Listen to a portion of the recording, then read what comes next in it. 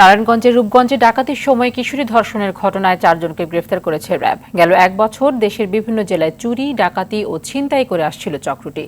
সংবাদ সম্মেলনে এসব কথা জানান র্যাবের আইন ও গণমাধ্যম শাখার পরিচালক কমান্ডার আরাফাত ইসলাম। এ সময় তিনি জানিয়েছেন, চক্রের অন্য সদস্যদের ধরতে অভিযান অব্যাহত রয়েছে।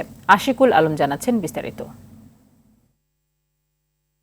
15 মে রাতে নারায়ণগঞ্জের 2500 এলাকায় ডাকাতির সময় গণধর্ষণের শিকার হয় এক কিশোরী। এ ঘটনায় নারী ও শিশু নির্যাতন দমন আইনে 2500 থানায় মামলা করেন ওই ভুক্তভোগী। পরে চক্রটিকে ধরতে অভিযানে নামে র্যাব।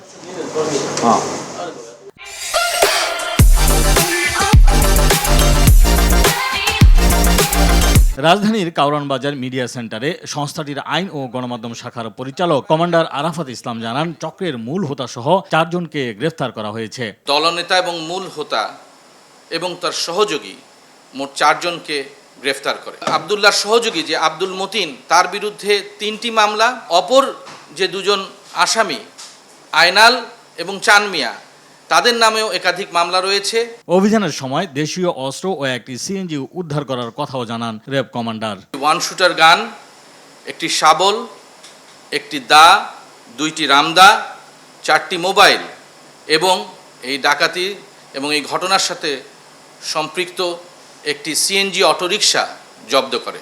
অনেক তথ্য বেরিয়ে আসছে এবং আমরা চাইব যে আমাদেরকে সহায়তার মাধ্যমে এরা আর কি ধরনের কার্যক্রমে ছিল সেগুলো আমরা বের করার চেষ্টা করব। আশিকুল আলম, আর টিভি, ঢাকা।